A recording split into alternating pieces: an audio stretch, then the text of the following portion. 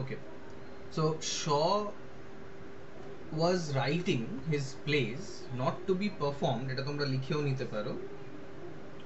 Shaw was writing his plays not to be performed but to be read.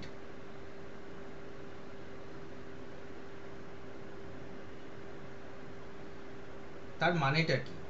কেন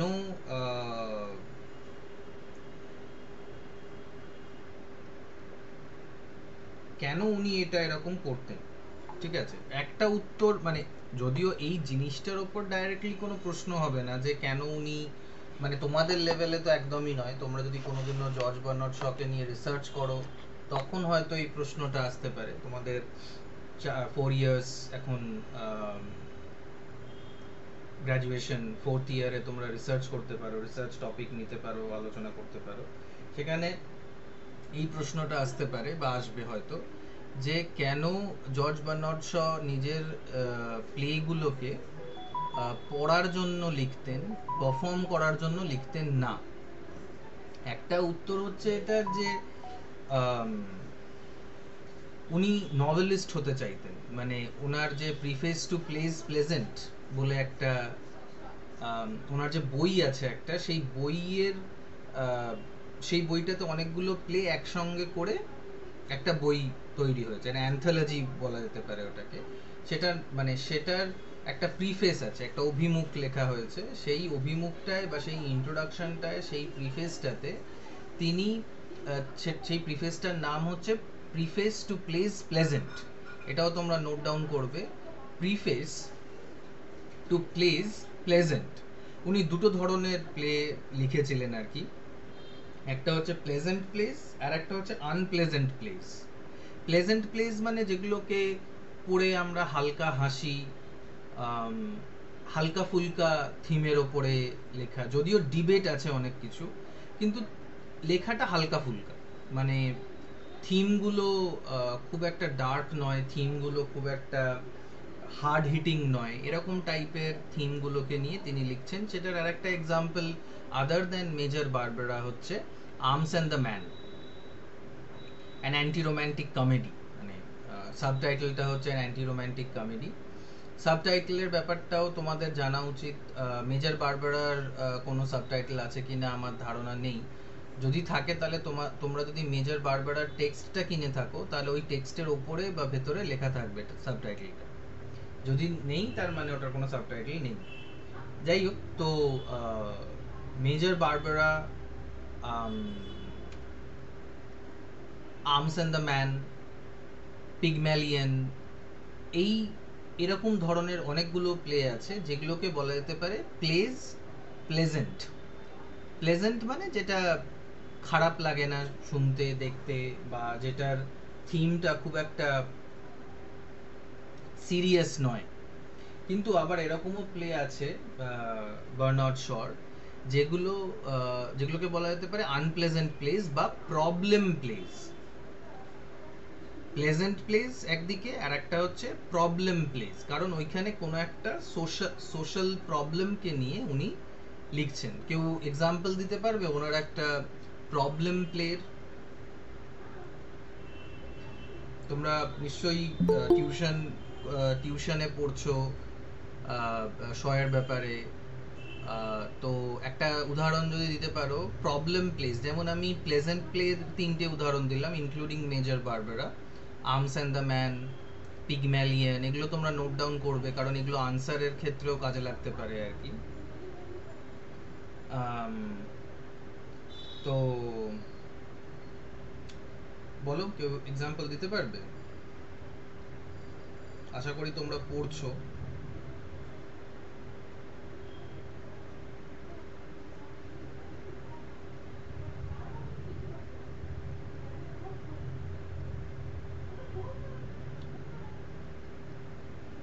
অঙ্কিতা?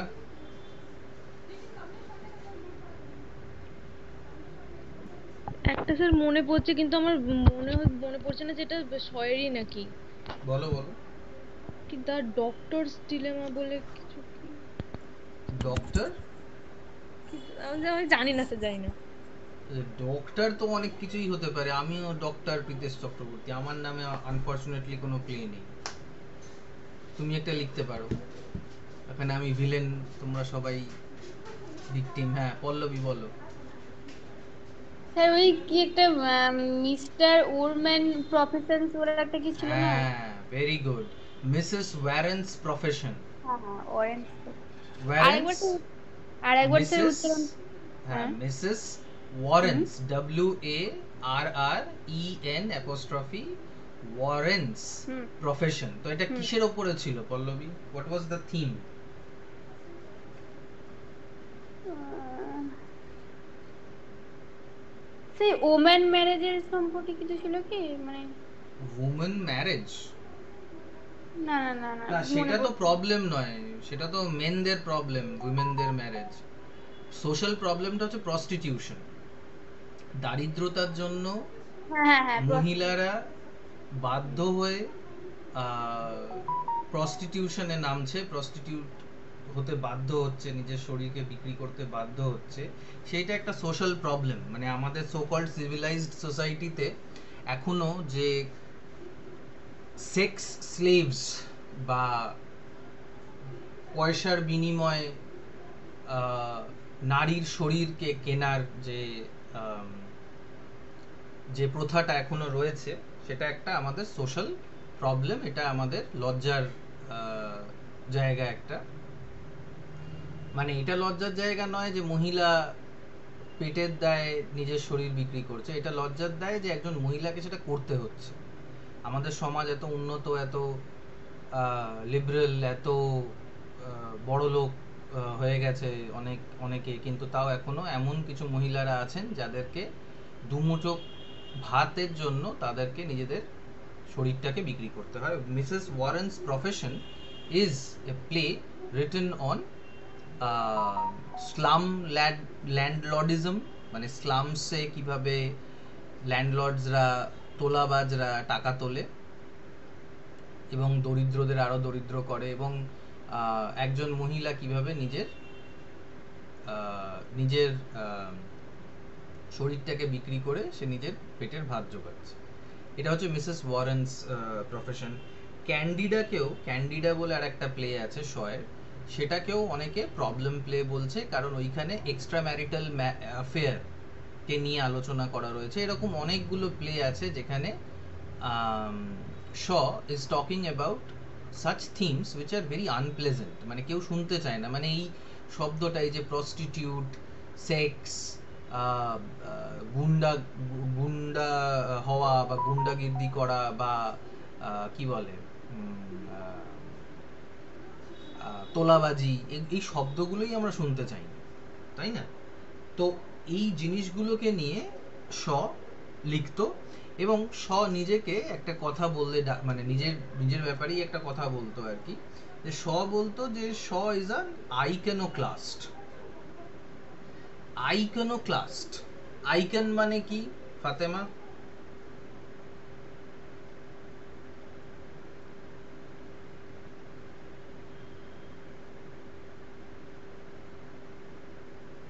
হ্যাঁ sir বলুন।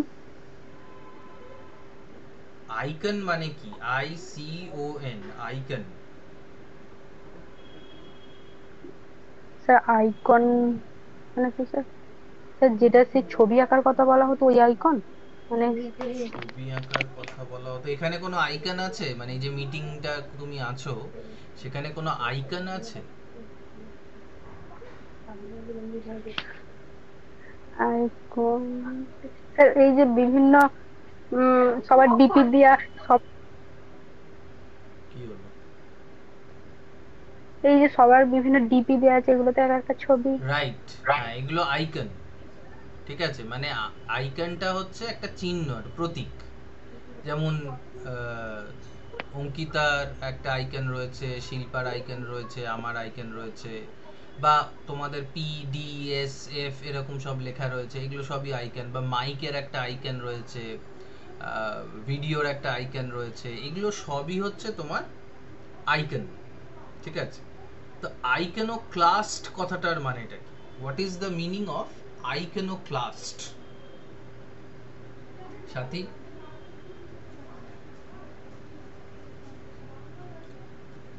মানে আমাদের যে সমাজে যে প্রথাটা চলে আসছে, সেই প্রথাটাকে ভঙ্গ করাটাকে বলা হচ্ছে কি আইকনোক্লাস্ট।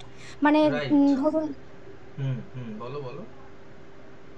মানে যেমন ওই যে সতীদাহ প্রথা বা ওইগুলোকে মানে ভেঙে দিয়েছিলেন, যেমন হুম, সেরকম ব্যাপারটাকে কি বলা হয় আইকনোক্লাস্টিক।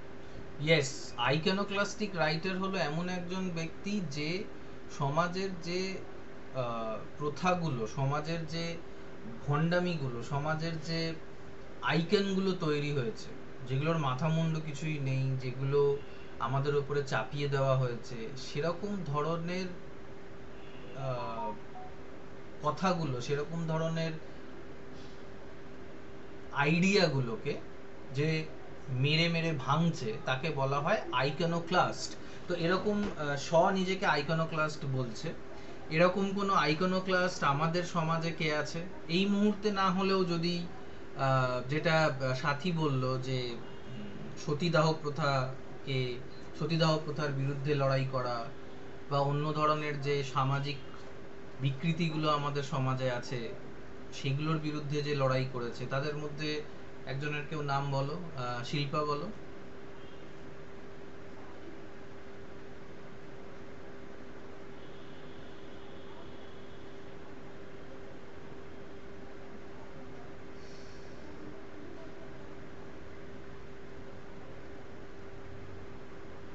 দিশাও বলতে পারে, বা তোমরা ভেবে গ্রুপে লিখতে পারো, এই গ্রুপে বলছি, এই চ্যাট বক্সে লিখতে পারো।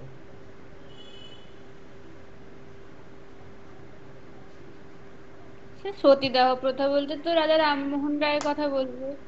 হুম। সুভাষচন্দ্র বসুও তো হবে। হ্যাঁ, সুভাষচন্দ্র বসু হবে, বিদ্যাসাগর হবে, যেটা বিদ্যাসাগর। অঙ্কিতা লিখছে। আম, বিবেকানন্দ, স্বামী বিবেকানন্দ, হুম। রামকৃষ্ণ পরমহংস, আহ, একদিক থেকে বলা যেতে পারে আম্বেদকর।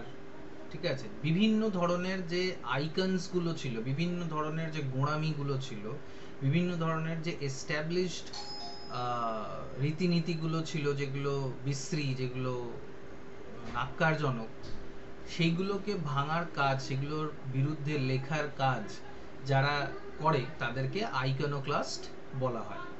ঠিক আছে, তো আইকনোক্লাস্ট আমাদের সমাজে এখনো এক দুজন আছে যারা এরকম ধরনের এস্টাবলিশড আইডিয়াস, প্র্যাকটিসেস, এগুলোর বিরুদ্ধে লিখছে। কিছু কিছু জার্নালিস্ট আছে, কিছু রাইটার আছে, কিছু সাধারণ লোকও আছে যারা বিভিন্নভাবে প্রতিবাদ করে, বিভিন্নভাবে সব জিনিসকে ঠিক করার, সমাজটাকে উন্নত করার চেষ্টা করে। এই যে ধরো আমাদের এখন যেটা প্রোটেস্টটা চলছে, জাস্টিস ফর আরজি কর, সেইটাও কিন্তু এক ধরনের আইকনোক্লাজম হচ্ছে, এক ধরনের আইকনকে ভাঙা হচ্ছে। ঠিক আছে, তো ওই সময়, মানে উনি যে সময় লিখছেন, মানে মোটামুটি 30s থেকে শুরু করে 1950s এর মধ্যে উনি যে যে নাটকগুলো লিখছেন, সবকটাতেই উনি কোনো না কোনো আইকনকে নষ্ট করার চেষ্টা করছেন, কোনো না কোনো আইকনকে আক্রমণ করছেন। ঠিক আছে, তো এইখানে কেউ বলতে পারবে যে এইখানে কোন ধরনের আইকনের বিরুদ্ধে বলা হচ্ছে? মানে মেজর বারবারাতে কোন ধরনের আইকনকে অ্যাটাক করা হচ্ছে? স্যার, আপনি আগের দিনের ক্লাসে বলেছিলেন যে মানে গরিব, মানে গরিবদের বাঁচার কোনো অধিকার নেই, হুম বাঁচতে গেলে বড়লোক হয়ে বাঁচতে হবে, গরিবরা হুম মানে হও বড়লোক হও, নয় বেঁচো না, এরকম ব্যাপারটা যেটা, হুম হুম সেটার আর কি বিরুদ্ধে। হ্যাঁ, রাইট। সোশ্যাল যে সিস্টেমটা, ক্লাস সিস্টেমের বিরুদ্ধে এই লেখাটা হচ্ছে। ওয়ার মেশিন এক ধরনের একটা টার্ম বারবার উঠে আসবে যখন আমরা এই ধরনের, মানে যখন আমরা প্লেটাকে নিয়ে আরো আলোচনা করব, থিমস গুলোকে নিয়ে আলোচনা করব, টেক্সটটা পড়ব, তখন ওয়ার মেশিন বলে একটা, ওয়ার ইন্ডাস্ট্রি বলে একটা টার্ম বারবার উঠে আসবে। তো ওয়ার ইন্ডাস্ট্রি, ওয়ার মেশিন, এটা কি? ওয়ার ইন্ডাস্ট্রি মানে যুদ্ধ শিল্প। এই শব্দটা কি আগে তোমরা কোথাও শুনেছো? যুদ্ধ শিল্প।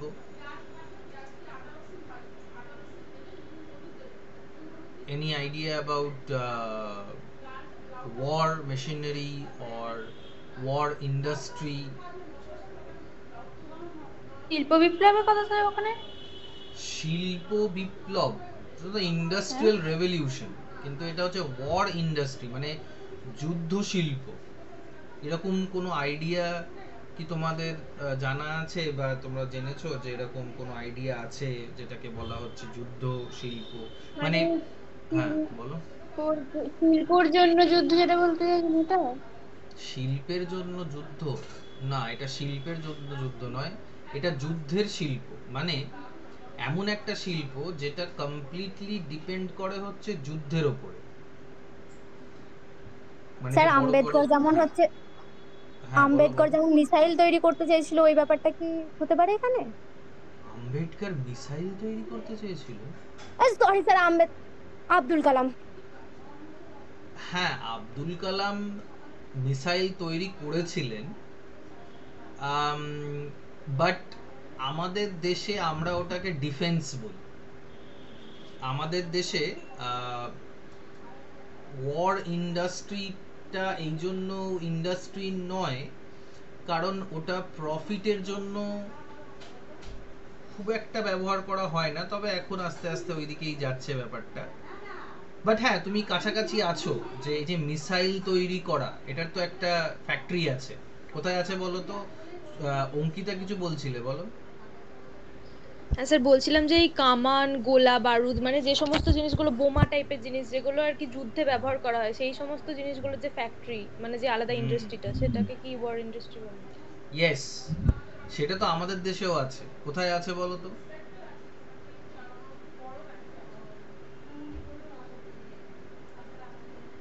কোথায় আছে জানো তোমরা? তোমরা পড়েছো, তোমাদের ক্লাস 9, 10, 11, 12 এর বইতে পড়েছো। আমাদের পশ্চিমবঙ্গেতেই আছে। রানীগঞ্জ? রানীগঞ্জে কয়লা আছে, মানে কয়লার খনি আছে। আমি জানি না ওখানে কোনো গানশেল ফ্যাক্টরি আছে কিনা। তোমাদের অলরেডি একটা এক্সাম্পল, মানে একটা হিন্ট দিয়ে দিলাম। গানশেল ফ্যাক্টরি নাম শুনেছো? এই ফ্যাক্টরিটার, গান অ্যান্ড শেল ফ্যাক্টরি।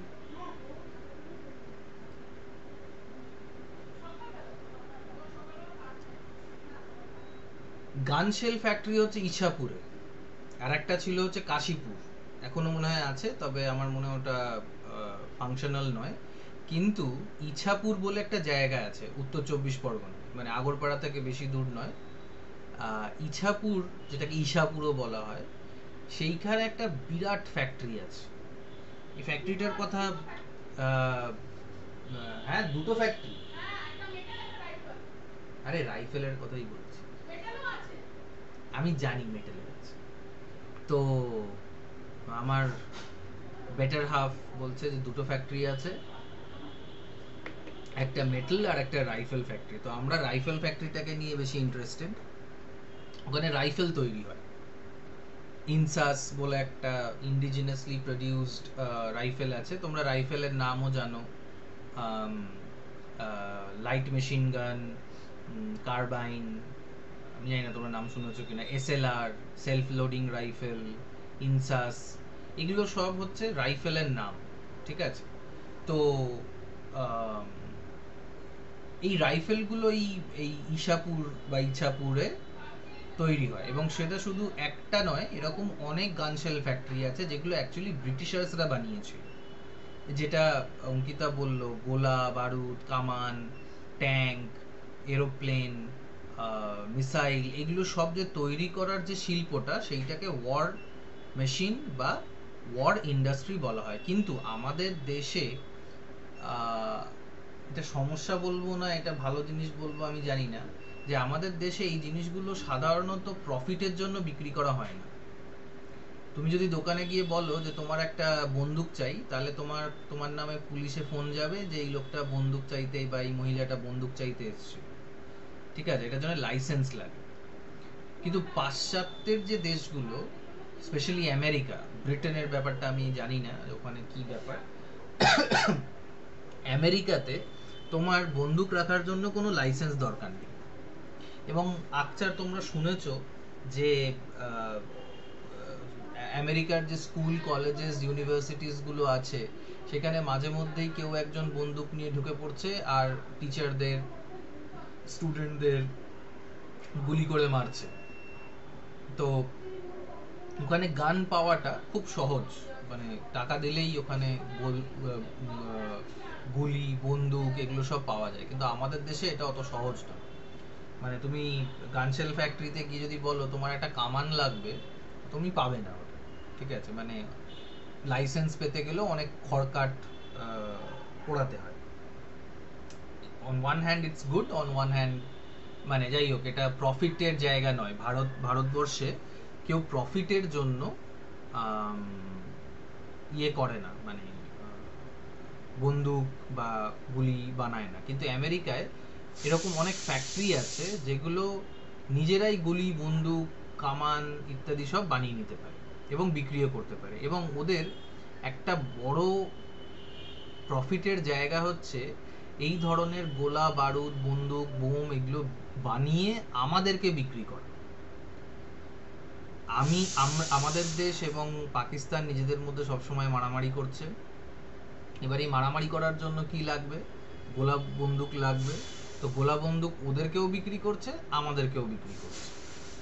তো এইটা হচ্ছে ওয়ার ইন্ডাস্ট্রি, এবং এই ওয়ার ইন্ডাস্ট্রির বিরুদ্ধে জর্জ বার্নার্ড শ লিখছে। জর্জ বার্নার্ড শ বলছে, জর্জ বার্নার্ড শ এই যে আইকনটা আছে ওয়ার ইন্ডাস্ট্রির, সেই আইকনটাকে নষ্ট করে দেওয়ার জন্য, ভেঙে দেওয়ার জন্য, তার বিরুদ্ধে প্রোপাগ্যান্ডা করার জন্য এই প্লেটা লিখেছে। এবং সোশ্যালিজম যে আইডিয়াটা, সেই আইডিয়াটা কিন্তু কমপ্লিটলি এই ওয়ার ইন্ডাস্ট্রির বিরুদ্ধে। আচ্ছা, ও কে চলে গেছিল? আচ্ছা, শিল্পাও নেই। সোশ্যালিজম যে আইডিয়াটা, সেটার মানেটা হচ্ছে যে সবাই সমান হবে, বা অ্যাটলিস্ট সবাই সমান অপরচুনিটিগুলো পাবে, এরকম একটা জিনিস বলা হচ্ছে আর কি, সোশ্যালিজম বা কমিউনিজম। তো কমিউনিজম সোশ্যালিজমের ব্যাপারটা হচ্ছে যে এই যে সব ইন্ডাস্ট্রিগুলো আছে, এই সব ইন্ডাস্ট্রিগুলোকে কি করে দেওয়া হবে? ন্যাশনালাইজ করে দেওয়া হবে। ন্যাশনালাইজ মানে সেটা সরকারের আন্ডারে থাকবে এবং সাধারণ মানুষ এই ধরনের বোম গোলা বন্দুকের পার পাবে না। মানে গোলা বন্দুক সাধারণ মানুষের হাতে যাতে না যায়, বা গোলা বন্দুকগুলোকে প্রফিটের জন্য যেন ব্যবহার না করা হয়, সেইটা দেখে হচ্ছে সোশ্যালিস্ট আইডিয়াসগুলো। কারণ সোশ্যালিজম এটাই বলছে যে গোলা বন্দুক বানাতে, ট্যাঙ্ক বানাতে, একটা ট্যাঙ্কের দাম আনুমানিক তোমাদের কত হতে পারে কেউ বলতে পারো? মানে একটা ট্যাঙ্ক জানো তো, ওই যে যুদ্ধের জন্য যে ট্যাঙ্ক ব্যবহার করা হয়, যেটার মুখ থেকে গোলা বেরোয় আর কি। একটা বিখ্যাত এক ধরনের ট্যাঙ্ক আছে, প্যাটার্ন ট্যাঙ্ক ছিল একসময়, এখন আর নেই। কেউ বলতে পারবে আনুমানিক কত টাকা হতে পারে একটা ট্যাঙ্কের দাম? 1 মিনিট হোল্ড করো।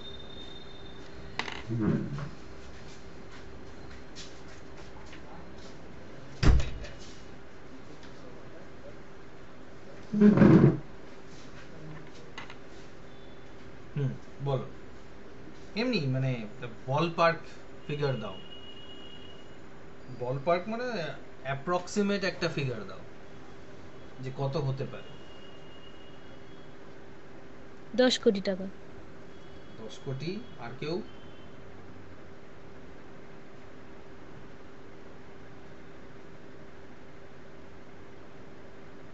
আমি এই মুহূর্তে আমার মোবাইলে দেখার চেষ্টা করছি যে কত কোটি টাকা একটা ট্যাঙ্ক বানাতে লাগে।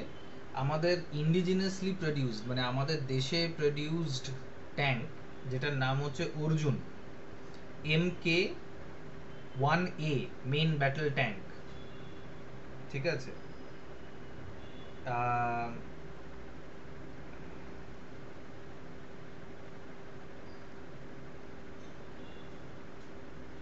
টোটাল আছে হচ্ছে 7500 523, দাঁড়াও এক মিনিট, 7523 কোর। হ্যাঁ ওইটাকে ডিভাইড করতে হবে 118 দিয়ে, যে নাম্বারটা আমরা পাবো সেইটা হচ্ছে একটা ট্যাঙ্কের কস্ট, মানে ওই অর্জুন ট্যাঙ্ক আর কি।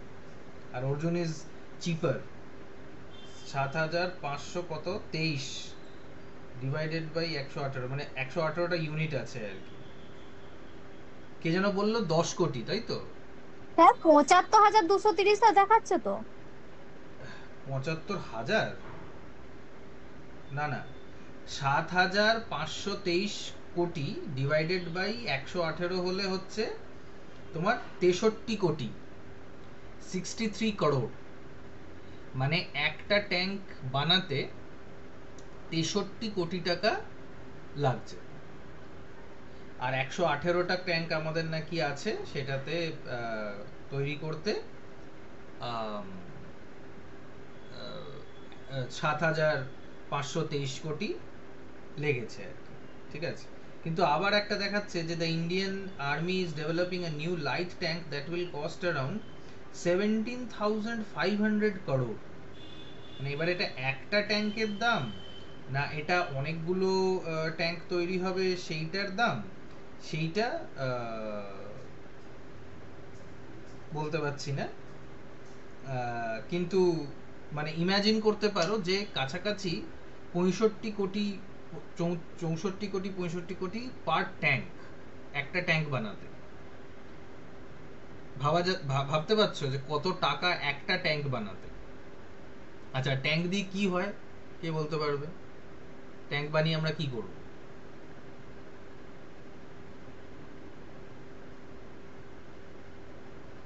পল্লবী, ট্যাঙ্ক দিয়ে কি হয়?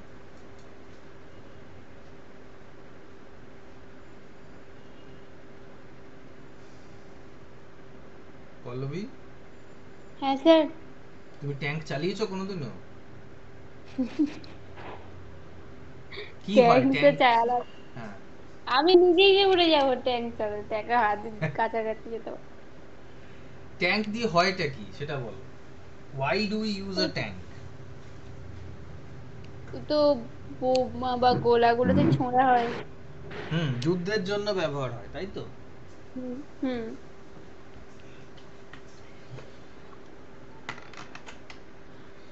কিন্তু ওই একটা ট্যাঙ্কের দাম দিয়ে আমরা হয়তো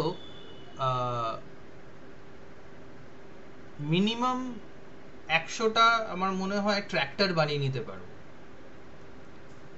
আমাদের কলেজটা তৈরি হয়েছে হয়তো টোটাল, মানে এখন পুরো সবকিছু নিয়ে যদি ভাবা হয় তাহলে আমাদের কলেজটা 1-1.5 কোটি 2 কোটি টাকা দাম, মানে জিনিসপত্র দিয়ে তৈরি হয়েছে।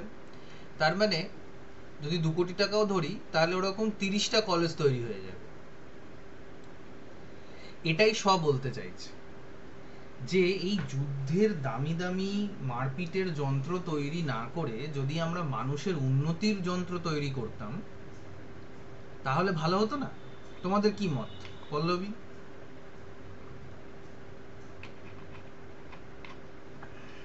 স্যার আমার মনে হয় ওটাও লাগতো, কারণ যা দেশ মানে দেশটাকে বাঁচাতে গেলে তো গোলা বা ট্যাঙ্ক এটা তো লাগবেই। ওকে, তাহলে পল্লবী বলছে যে দুটোই দরকার, হুম। এবং কোনটা বেশি দরকার? এবার তাহলে প্রশ্নটা হচ্ছে কোনটা বেশি দরকার তোমার? ট্যাঙ্কের বেশি প্রয়োজন, না ওষুধের বেশি প্রয়োজন, পড়াশোনার জিনিসের বেশি প্রয়োজন, কলেজ স্যার আমার স্কুলের মনে বেশি হয় প্রয়োজন? সব থেকে বেশি মনে হয় আগে নিজে বাঁচো, আর নিজে না বাঁচলে তাহলে আমি ওই বাকি কাজগুলো করব কি করে? মানে নিজে মানে আমি বাঁচো বলতে? নিজে বাঁচো মানে কার বলতে যে থেকে? যদি দেশে রক্ষা করতে পারলাম তাহলে দেশের মানুষের মধ্যে আমি রয়েছি। হ্যাঁ, হুম হুম তো দেশের মানুষের মধ্যে আমি রয়েছি, তাহলে আমি যদি সেখানে নিজে না বাঁচলাম হুম তাহলে আমি খাবোই কি, বা আমাদের উন্নতিটাই হবে কি করে যদি না আমরা আচ্ছা, নিজেরা বাঁচলাম, মানে দেশটাকে বাঁচালাম। ওকে, দ্যাটস অ্যান ইন্টারেস্টিং আইডিয়া। দিশা, তোমার কি মনে হয়?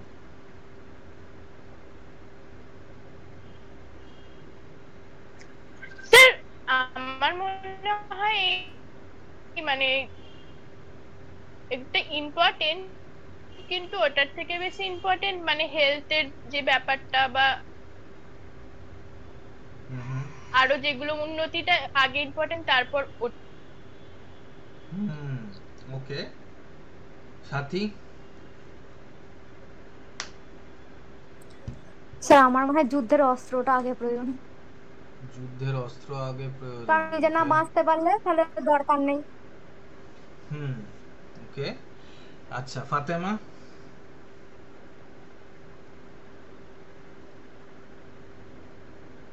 ফাতেমা মনে হয় যুদ্ধ করতে চলে গেছে। কই ফাতেমা? না স্যার, হুম হ্যাঁ এই তো আছি এখানে। আছো? তো কি প্রয়োজনটা কোনটা বেশি, যুদ্ধের যন্ত্র হ্যাঁ, প্রয়োজন না বাঁচার যন্ত্র প্রয়োজন? আর শিক্ষা, স্বাস্থ্য, শিল্প, না না আগে যুদ্ধ? নিজে বাঁচার জন্য, হ্যাঁ আগে নিজে বাঁচার, মানে আগে নিজে নিজে বাঁচার বাঁচার জন্য, যতটা সেফ নিজে সেটা প্রয়োজন। নিজে নিজে বাঁচার জন্য যেটা পল্লবী আর সাথী বলছে শুনতে যে পাচ্ছি না। যুদ্ধের, নিজে বাঁচার জন্য, শুনতে পাচ্ছো? হুম হুম। নিজে বাঁচার জন্য সাথী এবং পল্লবী বলছে যে যুদ্ধের অস্ত্র বেশি প্রয়োজন। তুমি কি একমত তাতে? হ্যাঁ।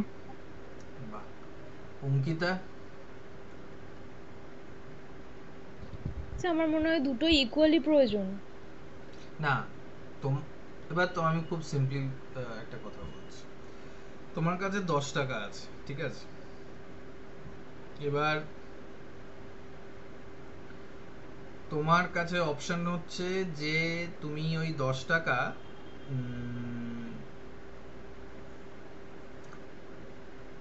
খাবার খেতে ব্যবহার করতে পারো, অথবা তুমি একটা ছাতা কিনতে ব্যবহার করতে পারো। বৃষ্টি হয়তো পড়ছে এখন, বৃষ্টির জন্য ছাতা কিনতে পারো অথবা খেতে পারো, কোনটা করবে? খাবার কিনবো। রাইট।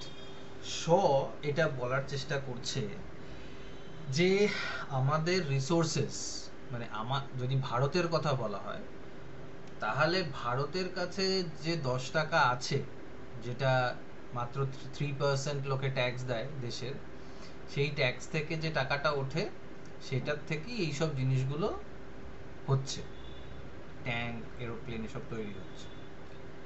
তো এবার যে বাঁচার কথা যেটা পল্লবী, ফাতেমা বা সাথী বলছে, কাকে বাঁচানোর কথা বলা হচ্ছে? আমাদের দেশে তো অনেক এরকম লোকজন আছে যারা না খেতে পেয়ে মরে যাচ্ছে। মানে তুমি যদি এটা তুলনা করো এবার, যে কত লোকে আমাদের দেশে গত 10 বছরে না খেতে পেয়ে মারা গেছে, আর কত লোকে যুদ্ধে মারা গেছে, মানে আতঙ্কবাদীরা মেরে ফেলেছে বা অন্যভাবে যুদ্ধেতে কেউ মারা গেছে। চলো আমরা যদি এখনই গুগলে দেখি যে how many people have died of starvation in India in the last decade.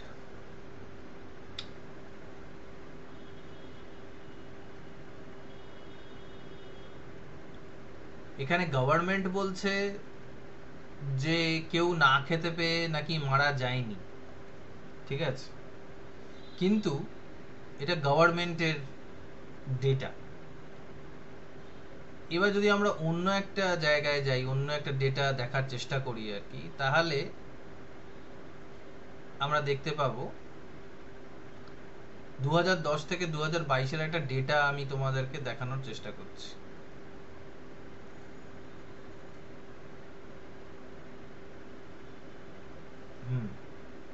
এইখানে লেখা রয়েছে number of deaths due to starvation and thirst in extreme natural events across India from 2010 to 2022.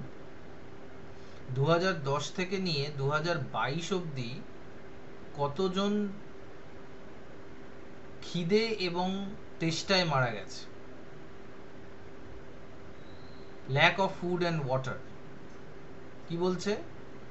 2010-এ 210 জন, 2011-তে 136 জন, 2012-তে 217 জন, 2013-তে 109 জন, 14-তে 50, 15-তে 30, তারপরে ডেটাটা নেই আর নাই, কেউ মারা যায়নি। চলো মেনে নিলাম, ঠিক আছে। এবার যদি আমরা দেখি যে কতজন, হাউ মেনি পিপল, কারণ আমাদের দেশে 2010 থেকে 2024 অবধি সেরকম কোনো যুদ্ধ হয়নি, তাই জন্য আমরা সেটা বলতে পারছি না। How many people have died due to টেররিজমটাই যুদ্ধ যদি বলি, টেররিজম অ্যাটাকস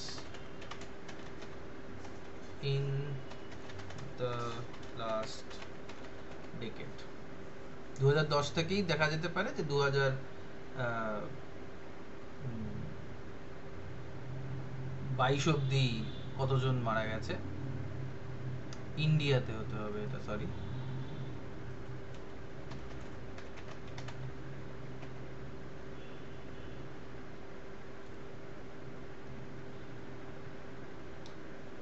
আহ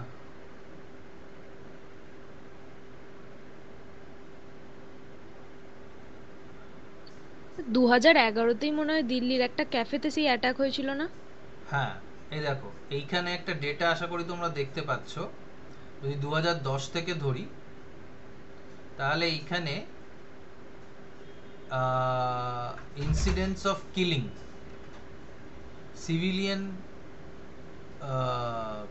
34 জন, সিকিউরিটি ফোর্সেস 69।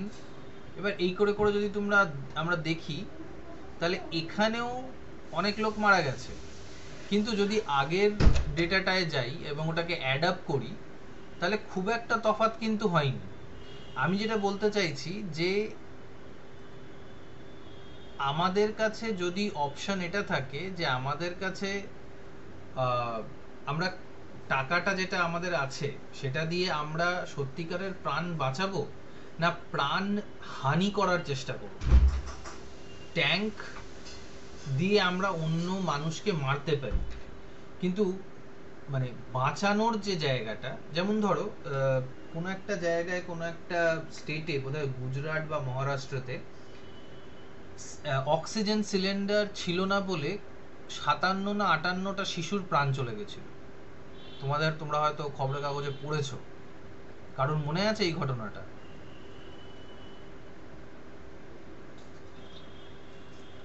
আমার মনে আছে, মানে কোন এক্স্যাক্টলি কোন ইয়ারে হয়েছিল সেটা মনে নেই। আমি যদি এখানে দেখি তাহলে দেখা যেতে পারে oxygen shortage killing infants in India. 30 infants died of oxygen in northern state run hospital. আমার মনে হয় এটা উত্তরপ্রদেশে ঘটনাটা ঘটেছিল।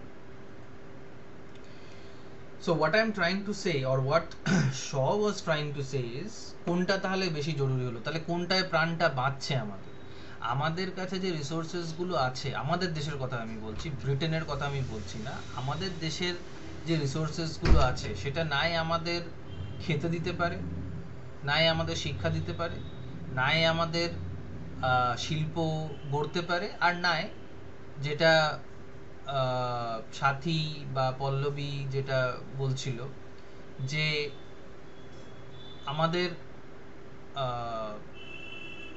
ডিফেন্ড করতে আমরা পারি। এবার ব্যাপারটা হচ্ছে যে যদি এইভাবে মানুষ মারা যেতে থাকে তাহলে ডিফেন্ড কাদেরকে করা হচ্ছে? এটা একটা খুব ভাইটাল পয়েন্ট, মানে এটা একটা খুব ভাইটাল ডিবেট, যে আমি কত টাকা ডিফেন্সের জন্য রাখবো, কত টাকা অফেন্সের জন্য রাখবো, কত টাকা নিজের খাওয়ার জন্য রাখবো, নিজের মানুষদেরকে খেতে দেওয়ার জন্য রাখবো। তোমরা জেনে হয়তো অবাক হবে বা হয়তো অবাক হবে না, বেশিরভাগ দেশের যে বাজেটটা হয় সেটাতে যতটা ডিফেন্সের জন্য, মানে যতটা ওই আর্মস অ্যামিউনিশনস এগুলোর জন্য খরচা করা হয়, তার খুব কম ভাগ, হয়তো 10% শিক্ষার জন্য ব্যবহার করা হয়। এবার ইমাজিন করো যদি ওদের দেশ, মানে যাদের সাথে আমাদের লড়াই, ওদের দেশ আমাদের দেশ শিক্ষাটাকে বেশি জোর দেয়, তাহলে যে শিক্ষিত হবে সে কথায় কথায় ধর্মের নামেই হোক বা অন্য কোনো উস্কানিতে কান দেবে না। এখন যদি আমি তোমাদেরকে বলি যে জানো তো বিভিন্ন মন্দিরে শিবের মাথা থেকে বা গণেশের মাথা থেকে জল বেরোতে শুরু করেছে, তোমরা চট করে বিশ্বাস করবে না, আশা করি করবে না, কারণ তোমরা জানো যে এরকম কোনো ঘটনা হঠাৎ করে ঘটতে পারে না। This is not possible, right? বা যদি আমি তোমাদেরকে বলি যে বা মানে ক্লাসটা হতে হতেই তোমরা অনেকে গুগলে গিয়ে দেখছো আমার সঙ্গে সঙ্গে ওই ৭,৫২৩ কোটির যে ব্যাপারটা হলো, তার মানে কি তোমরা পড়াশোনা জানো, তোমরা শিক্ষিত, তোমাদেরকে খুব সহজে তোমাদের মাথাটাকে খাওয়া যাবে না। যুদ্ধে যারা যারা যুদ্ধ করে বা যারা এসে রাইটস বা যে ধরনের গন্ডগোলগুলোকে পাকায় বা পার্টিসিপেট করে, তাদের মধ্যে অনেকেই অশিক্ষিত হয়। তাই তারা টাকার লোভেই হোক বা তাদের বোধ বুদ্ধি নেই সেই জন্যই হোক, তারা নিজেদের মধ্যে লড়াই ঝগড়া সবসময় করতে থাকে। বলতে চাইছে যে যদি আমরা সমাজটাকে শিক্ষিত করি, উন্নত করি, কালচার্ড করি, তাহলে তো এই যুদ্ধের কোনো প্রয়োজনই হবে না। ধরো পাকিস্তানও যদি এটা বোঝে, পাকিস্তানের লোকেরা যদি এটা বোঝে যে ভারতের সাথে লড়াই করে ওদের যে দশা হয়েছে, সেই দশা হওয়ার থেকে ভালো লড়াইটা বন্ধ করে ওরা স্কুল বানাক, কলেজ বানাক, হসপিটাল বানাক, চাষবাস করুক, তাহলে ওদের লাভ হবে। যদি এটা ওরা বুঝে যায়, তাহলেও কি আমাদের পাকিস্তানের সাথে লড়াই করার প্রয়োজন আর থাকবে? আমার মনে হয় থাকবে না। মানে হ্যাঁ, সেটা তো তারা বুঝবে না। কেন বুঝবে না বলো তো? কেন বুঝবে না?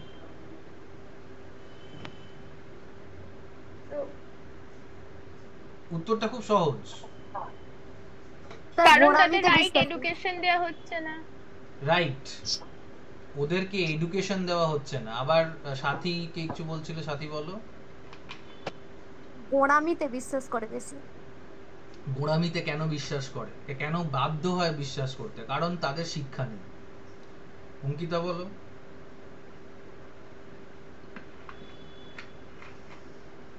অঙ্কিতাও কিছু বলছিলে।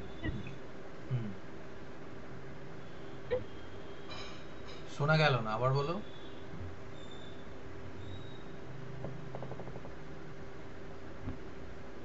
তোমার আওয়াজটা আসছে না, তুমি মেসেজও করে দিতে পারো। ফাতেমা, তোমার কি মনে হয় যে আসল কারণটা কি টেররিজম বা ওদের দেশে যে ধরনের ঘটনাগুলো ঘটে, সেটার মানে সেটার মেইন কারণটা কি হতে পারে?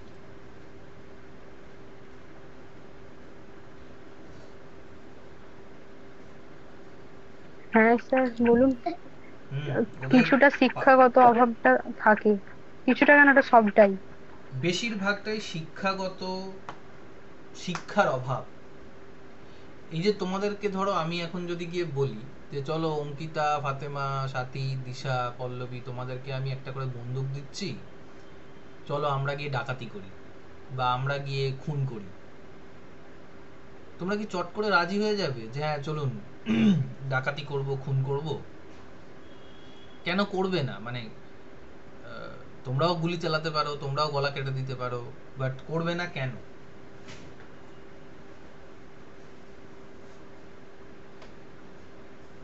পল্লবী, তুমি কি গলা কাটতে রাজি আছো? আচ্ছা, অঙ্কিতা কিছু বলছিল, বলো অঙ্কিতা। করব না, কারণ আমরা ফলাফলটা জানি যে জেল হয়ে যাবে। জেল হয়ে যাবে, মরে যেতে পারি। মূল কথা হচ্ছে আমার একটা ভবিষ্যৎ আছে, আমি পড়াশোনা করছি, আমি চাকরি বাকরি করব বা আমি বিজনেস করব বা আমি উচ্চশিক্ষা লাভ করব, আমার একটা ফিউচার আছে। বেশিরভাগ পাকিস্তানি ইউথ, তাদের কোনো ফিউচার নেই, তারা টাকার জন্য জেহাদ করে। তারা এই যে যারা সুইসাইড বম্বার হয়, তোমরা জেনে বিস্মিত হয়তো হবে, 50,000 টাকা, 60,000 টাকা, 1 লাখ টাকার জন্য তারা নিজেদের প্রাণ দিয়ে দেয় এবং প্রাণ নিয়ে নেয়। ভগবানের জন্য নয়, ধর্মের জন্য নয়, টাকার জন্য করে। কারণ তারা জানে যে টাকা রোজগার করা এটা একটা উপায়। গরিবের থেকে গরিব একদম হতদরিদ্র মানুষরা এই টেরোরিজমে নামে বেশিরভাগ ক্ষেত্রে। হ্যাঁ, এবার তুমি বলবে যে লাদেন তো অনেক বড়লোক বাপের ছেলে ছিল, লাদেন ইঞ্জিনিয়ার ছিল, তাহলে ও এরকম করলো কেন? এরকম ইঞ্জিনিয়ার বা বড় বড় বাপের ছেলেরা, শিক্ষিত লোকেরা যখন টেরোরিজমের মধ্যে আসে তখন তারা মুষ্টিমেয় হয় এবং তারা অন্য মানুষদের প্রাণহানি করায়। তারা নিজেরা তো নামে না মাঠে। লাদেন কতবার এসে গোলাগুলি লেনদেন করেছিল। ওই আজহার মাসুদ নিজে কবার লড়াই করেছে। খুব কম এরকম আছে যে যারা খুব একদম সোলজার র্যাঙ্ক থেকে শুরু করে অনেক বছর ধরে লড়াই করার পর একটা বড় জায়গায় গিয়ে সে একটা বড় টেররিস্ট হয়েছে। নেতা মন্ত্রীরা লড়িয়ে দেয়, লড়ে না। যেদিন আমরা নেতা মন্ত্রীদের সন্তানদেরকে বাধ্য করব যুদ্ধের ফ্রন্ট লাইন্সে যেতে, বর্ডারে যেতে, সেদিন দেখবে সারা বিশ্বে আর কোনো যুদ্ধ থাকবে। এই যে ইসরায়েল প্যালেস্টাইন, ইসরায়েলের যে প্রধানমন্ত্রী বা ইসরায়েলের প্রধানমন্ত্রীর সন্তান, তারা যদি যুদ্ধে মারা যেতে শুরু করে না, দেখবে যুদ্ধ আপনি আপ বন্ধ হয়ে যাবে। সাধারণ মানুষদের খেয়ে দিয়ে কাজ নেই যুদ্ধ করা। আমার পড়ানো কাজ, তোমার পড়া কাজ, কারুর চাষবাসের কাজ, কেউ ফ্যাক্টরিতে কাজ করে সেই কাজ। যুদ্ধ করার জন্য একটা আলাদা ডিসিপ্লিন, একটা আলাদা পপুলেশন তৈরি করে হচ্ছে এই মানসিকতা যে আমি অপর দেশকে ধ্বংস করে দেবো। এবং তোমাদের মধ্যে কেউ কি কোনোদিনও ভাবো যে পাকিস্তানকে চলো গিয়ে ধ্বংস করে দিই? হ্যাঁ, পাকিস্তানের সাথে খেলা হলে আমরা ভাবি যে পাকিস্তান হেরে যায়, কিন্তু পাকিস্তানের উপরে বোম ফেলা বা পাকিস্তানের লোকজনকে মেরে ফেলার কি কোনোদিনও মানে ভাব এসছে যে হ্যাঁ চলো আমরা গিয়ে মেরে দিই সব পাকিস্তানিদের? I don't think many of us have thought about it. কারণ ওরা আমাদের কি করেছে? কিছুই করেনি। আর ওরা জানেও না যে কি হচ্ছে না হচ্ছে। বেশিরভাগ ক্ষেত্রে যুদ্ধে যারা মারা যায় তারা জানতেও পারে না তারা কেন মারা গেল। এই যে টেররিস্টরা যাদেরকে মেরে ফেলে, সাধারণ লোক হেঁটে যাচ্ছে রাস্তা দিয়ে গুলি মেরে দিল, ট্রেনে করে যাচ্ছে ট্রেন উড়িয়ে দিল। আরে তারা কি করেছে? নিজেদের ধর্মের লোকেদেরও মেরে দেয়। তাই জন্য এদের কোনো ধর্ম, এদের কোনো কর্ম, এদের কোনো উদ্দেশ্য, কোনো মহৎ উদ্দেশ্য কিচ্ছু নেই। এরা জাস্ট টাকার জন্য করে এই জিনিসগুলো। দেশভক্তিও নয়, কিছু ভক্তিই নয়। এই আইডিয়াটাকে, এই জিনিসটাকে অ্যাটাক করছে। যে এবার এই যে মানে ফাতেমা, সাথী, পল্লবী বা অঙ্কিতাও হয়তো এগ্রি করলো যে না, আগে তো বাঁচতে হবে নিজেকে। এবার বাঁচার জন্য যে ধরনের অস্ত্রশস্ত্র দরকার, সেইটার থেকে মারার অস্ত্রশস্ত্র আমাদের কাছে অনেক বেশি। এমন কোনো আমাদের কাছে সিস্টেম নেই যে মিসাইল আমাদের উপরে এসে পড়তে থাকলে হাওয়াতে আটকে যাবে। কাওয়াচ বলে ওটাকে, এটা মানে পেট্রিয়টিক সিস্টেম বলে অন্য জায়গায়, ইসরায়েলের আছে, যে মিসাইলটা যদি আমাদের দিকে ধেয়ে আসে তাহলে এমন কোনো সিস্টেম নেই যে মিসাইলটাকে হাওয়াতে উড়িয়ে দেওয়া যাবে। বেশিরভাগ দেশের কাছে নেই, আমাদের দেশের কাছে নেই। তাহলে যদি আমাদের দেশের কাছে এরকম একটা সিস্টেম আমরা তৈরি করে ফেলতে পারতাম যেখানে আমাদের দেশটা পুরো একটা চাদরের মতন থাকতো, যে যতই মিসাইল মারুক আর যাই করুক মিসাইল আমাদের গায়ে এসে পড়বে। এটা কেন বানানো হয়নি বলো তো? Use your logic Fatema.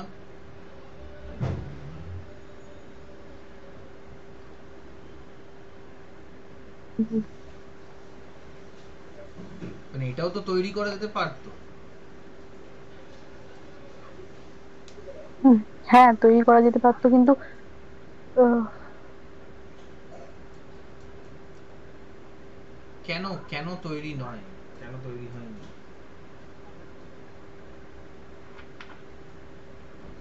মানে ক্ষতিটা ভয়াবহ ছিল বেশি আরো, মানে এর যে এফেক্টটা ছিল।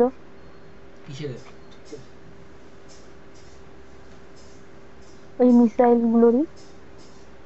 হ্যাঁ, তো মিসাইল গুলোকে যদি আটকেই দিতে পারতাম তাহলে তো আমাদের কাউন্টার মিসাইলের দরকার ছিল না। হুম। তো তাও মানে এই টেকনোলজিটা তৈরি হয়নি কেন, যে আমাদের বাঁচার জন্য চাই, মারার জন্য নয়। সবাই তো স্যার ঈশা বলো। মানুষ নিজেকে বাঁচানোর থেকে লোককে মারতে বেশি ইন্টারেস্টেড, মানে এরকম একটা মানসিকতা আর কি, নিজে রাইট বাঁচার থেকে অপরকে মারবো। রাইট। এবং ওই টেকনোলজিটা যদি তৈরি হয়ে যেত যে মিসাইলগুলো আমাদের গায়ে এসে পড়বেই না, তাহলে মিসাইল বিক্রি হতো না, তাই না? যদি ধরো এরকম একটা টেকনোলজি তৈরি হয় যে আমাদের ফোনের দরকার নেই, আমরা যার কথা স্মরণ করব তার সাথে মেন্টালি কানেক্ট হয়ে যাবে, তার সাথে আমি কথা বলবো, তাহলে কি আর ফোন বিক্রি হতো? হতো না। ফোন বিক্রেতারা তাহলে কি করতো? ঠিক সেরকমই হচ্ছে, গুলি, বন্দুক, মিসাইল এইসব বিক্রেতা আছে, তারা কোনো দেশের লোক নয়। তাদের কাজটাই হচ্ছে, যেমন এই যে আন্ডারশ্যাফট, তার একটাই উদ্দেশ্য প্রফিট। প্রফিটের জন্য সে যুদ্ধ লাগায়। ইন্ডিয়া পাকিস্তানের মধ্যে যত না ঝামেলা, তার থেকে বেশি ঝামেলা করায় হচ্ছে আমেরিকা, চায়না বা ইউরোপের দেশগুলো, যাতে ইন্ডিয়ার পাকিস্তান লড়াই করে, বা ইন্ডিয়ার চায়না লড়াই করে, বা চায়না ইউক্রেন আর রাশিয়া লড়াই করে। তাহলে কি হবে? তাহলে ওদের বন্দুক বিক্রি হবে। বন্দুক বিক্রি হলে কি হবে? ওদের প্রফিট হবে। প্রফিট মানে টাকা। সব একটা জায়গাতেই গিয়ে দাঁড়িয়ে যাচ্ছে, সেটা হচ্ছে টাকা। তাই তোমাদেরকে এটা বলা হয়, আমাদেরকে এটা শেখানো হয় যে আমাদের যুদ্ধের প্রয়োজন আছে নিজেকে বাঁচানোর জন্য, কিন্তু নিজেকে বাঁচানোর জন্য যুদ্ধের থেকে বেশি যেটা প্রয়োজন সেটা হচ্ছে শিক্ষা, স্বাস্থ্য, শিল্প। কিন্তু ভেতরটাই যদি হলো থাকে, বাইরে আমরা বড় বড় ট্যাঙ্ক বানিয়ে দিচ্ছি, অথচ তারকেশ্বর থেকে গোতান যাওয়ার 2 না 3টে বাস আছে, আর 100টা ট্যাঙ্ক আছে, কি লাভ? তো ব্যাপারটা হচ্ছে যে এই জিনিসটাই নিয়ে ডিবেট করছে। আমি এর হয়ে এই কথাগুলো বলছি। এবার এই ডিবেটের শেষটা কোথায় সেটা আমরা জানি না, কিন্তু as students of literature, as educated people, we need to ask ourselves this question, and Major Barbara is completely based on this question and questions like these. Do we really need a war industry? If so, why? Can we spend the same amount of money educating people? Therefore, we will not be embroiled in war. যদি আমরা এটা ঠিক করি যে চলো আমরা পাকিস্তানিদেরকে গিয়ে শিক্ষাদান দেব, সেটা অলীক স্বপ্ন, কিন্তু যদি করতে পারি, যদি আমরা ওদেরকে শিক্ষাদান দিতে পারি, যদি ওদেরকে শিক্ষিত করতে পারি, বোঝাতে পারি যে মানে লড়াই করে কোনো লাভ নেই, চুপচাপ নিজেদের কাজ করো, পয়সা যা মানে পাওয়ার সামান্য সেটা আমরা নিয়ে আমরা কাজ করব, আমরা নিজেদের সাথে লড়াই ঝগড়া করব না। বাট হ্যাঁ, এটাও ঠিক যে কিছু লোক এমন আছে যারা উস্কানি দেওয়ার জন্য বসে আছে। সে ধর্মের নামেই যুদ্ধ করো বা দেশের নামে যুদ্ধ করো, উস্কানিটা যেটা আছে আর কি, সেইটাকে শিক্ষা কাউন্টার করতে পারে, সেটাকেও শিক্ষা কাউন্টার করতে পারে। যে কেন এই জিনিসটা শেখানো হচ্ছে? তোমাদের গ্রামে বা শহরেও অনেক সময় এরকম ধরনের কথাবার্তা লোকে বলে, এবং সেটাতে কোর্ট সেটাকে তাদেরকে জেল অনেক সময় করে দেয়, যে একটা ধর্মের নামে বা একটা সম্প্রদায়ের নামে একজন কিছু বললে তার জেল হয়। পাকিস্তানে বা চায়নায় হয় না। That is why they are belligerent nations, লড়াই করার জন্য সবসময় তৈরি। তবে তুমি চায়নাকে কি বলবে, ওরা শিক্ষিত নয়? যথেষ্ট শিক্ষিত, কিন্তু ওরা ডাইরেক্টলি লড়াই। ইন্ডিয়ার হিংসার সূত্রপাত কোথায় ছিল? হ্যাঁ, কিসের সাথে? চায়নার সঙ্গে ইন্ডিয়ার হিংসার সূত্রপাত ছিল। চায়নার সঙ্গে ইন্ডিয়ার হিংসার সূত্রপাত হচ্ছে যে চায়না চায় না যে তার প্রতিবেশী, যেন আমরা চাই না আমাদের প্রতিবেশীর ভালো হোক, ঠিক সেরকমই চায়না আমাদের ভালো হোক। কিন্তু চায়না এটা বুঝে গেছে বা এটা জানে যে ডাইরেক্ট যুদ্ধ ভারতের সাথে ওকেও ধ্বংস করে দেবে, ভারতকেও ধ্বংস করে দেবে। পাকিস্তান গাধা এখনো বোঝেনি। ওটা হচ্ছে শিক্ষার ব্যাপার, যে ওরা পেছন থেকে মানে উস্কানি দিয়ে চলেছে, একে উস্কাচ্ছে ওকে উস্কাচ্ছে, এই বলছে তাই বলছে, কুটকাচালি করছে, ডাইরেক্ট লড়াই করতে আসছেন। ওদের সাথে আমাদের লড়াই হচ্ছে ইকোনমিক লড়াই। তাই জন্যই আমি তোমাদেরকে বলবো যে তোমরা নেক্সট যে ফোনগুলো কিনবে সেগুলো চায়নার ফোন কিনবে না। নোকিয়া কিনবে, স্যামসাং কিনবে বা অন্য কোনো মোটোরোলা কিনবে, কিন্তু এই অপো, ভিভো, রেডমি, এগুলো জায়োমি, এগুলো সবই হচ্ছে চায়নার তৈরি। তো আমাদের দেশের অর্থনীতিকে ওরা নষ্ট করতে চায়, করছে, করবেও। সেটাকে আমরাই আটকাতে পারি। ওরা কোনোদিনও আমাদের সাথে আর সরাসরি যুদ্ধে আসবে না, কিন্তু ওরা ওই খুচখুচ করে আমাদেরকে, মানে ওই পাকিস্তানকে ব্যবহার করছে, কোনো সময় বাংলাদেশকে খেপাচ্ছে, কোনো সময় মিয়ানমারকে খেপাচ্ছে, কোনো সময় ওই যে কি একটা দেশ যেন যেটা নিয়ে ঝামেলা হলো কিছুদিন আগে, মলদ্বীপস, তাদেরকে খেপাচ্ছে, যেমন প্রতিবেশীরা করে আর কি। ঠিক আছে, তো চায়নার প্রবলেমটা আলাদা। China is a bigger problem, China is a bigger threat, but China will never attack India, because China knows যে সরাসরি লড়াইতে কোনো লাভ নেই। Pakistan thinks otherwise, or Bangladesh might be thinking otherwise. তো বাংলাদেশ আর পাকিস্তান হচ্ছে সিমটম, কজটা হচ্ছে চায়না বা আমেরিকা ইন সাম কেসেস। ঠিক আছে, কারণ ওদের চায়নাও তো কি, চায়নার একটা বড় ইন্ডাস্ট্রি হচ্ছে যেমন ফোন টোন ইত্যাদি ইলেকট্রনিক্স, তার থেকেও বড় ইন্ডাস্ট্রি হচ্ছে ওর মিসাইল, বোম, গুলি, সেগুলোকে পাকিস্তানকে বিক্রি করছে, আবার উল্টো পথে ভারতকেও বিক্রি করছে। তো 1930s এই ব্যাপারটা বুঝে নিয়েছিল যে এটাই হতে চলেছে ফিউচারে। এবং মেজর বারবারা যখন পড়বে তোমরা, এই আইডিয়াগুলোকে, এই জিনিসগুলোকেই ওরা কাউন্টার করছে, মানে কাউন্টার করছে, অ্যাটাক করছে। ঠিক আছে, অলরাইট, এনি কোয়েশ্চেনস?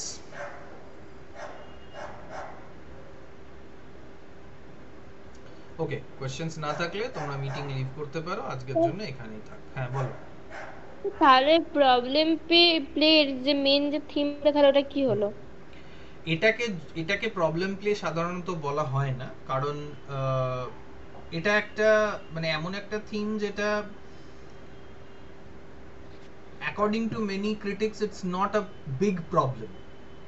কারণ এই যুদ্ধ নিয়ে এটা একটা মানে ইন্টেলেকচুয়াল প্রবলেম আর কি। এই যেমন আমরা আলোচনা করলাম, আমরা তো আর মারপিট করছি না, বা আমরা একে অপরের সাথে টাকা পয়সা নিয়ে ঝামেলা পাকাচ্ছি তাও না, আমরা ডিবেট করলাম যে কোনটা করা উচিত, যুদ্ধের জন্য বেশি স্পেন্ডিং করা উচিত না শিক্ষা বা স্বাস্থ্যের জন্য বেশি স্পেন্ডিং করা উচিত। তো যদি এটাকে প্রবলেম প্লে বলতে হয়, তাহলে the theme of the play is war industry বা anti war industry, anti war, pro people, মানুষদের জন্য, অ্যান্ড অ্যান্টি ওয়ার, ওয়ারের বিরুদ্ধে। এটা হচ্ছে থিম বলা যেতে পারে আর কি। তবে হ্যাঁ, সাব থিমস অনেকগুলো আছে এটা, সেগুলো আমরা গ্র্যাজুয়ালি, আজকে যেমন ওয়ারের ব্যাপারটাকে আলোচনা করলাম, আমি জানি না এটার উপরে ডাইরেক্টলি কোনো কোয়েশ্চেন আছে কিনা, দেখছি একবার। Theme of improvement of humanity, হ্যাঁ এটা একটা আছে। থিম অফ পভার্টির মধ্যেও এটা আসবে, ঠিক আছে। তো এইগুলো এই এই জায়গাগুলো এখানে কভার কিছুটা হয়েছে, বাট আলাদা করেও আমরা আলোচনা করব, ঠিক আছে।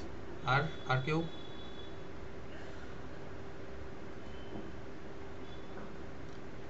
ঠিক আছে, আর হুম, হ্যাঁ বলো পল্লবী। আর কিছু নয় স্যার। স্যার ওকে, আরেকটা যেটা বলবো, ওই প্রবলেম প্লের মধ্যে একটা পেলাম যে ওই গার্লস উর্দির জাস্টিস। গলসওয়াতি, হ্যাঁ হ্যাঁ, জাস্টিস, গার্লস হ্যাঁ। উর্দির জাস্টিস, ওই জাস্টিসটা সম্পর্কে কি প্রবলেম যেটা বলা হচ্ছে ওটা কি? জাস্টিসের প্রবলেমটা হচ্ছে যে the justice system is very inhuman. মানে নিয়মগুলো সবকিছুই মানুষ বিরোধী আর কি। মানে দেখবে বড় বড় চোর বদমাইশ পলিটিশিয়ানরা চুরি চামারি করে ডাকাতি করে পার পেয়ে যায়, তুমি একটা ছোট্ট পেন চুরি করো, তোমার জেল হয়ে যাবে। এটাই এটাই জাস্টিসের থিম আর কি, যে ল, হ্যাঁ হ্যাঁ, বলুন বলুন বলুন কি law law is always against the poor. বলো আর তুমি কি একটা বলছো? করে ইবসেনের এই ডলস হাউস, ওটার মধ্যে কি রয়েছে? ওটা হচ্ছে ফেমিনিজম, মানে কিভাবে মহিলাদেরকে পুরুষতান্ত্রিক সমাজ পায়ের তলায় চিপে রেখেছে এবং সেটার বিরুদ্ধে কিভাবে একজন মহিলা লড়াই করছে। ডলস হাউস হচ্ছে সেইটার ব্যাপারটা আর কি। আচ্ছা ঠিক আছে। ঠিক আছে, তাহলে তোমরা মিটিং লিড করতে পারো। হ্যাঁ স্যার।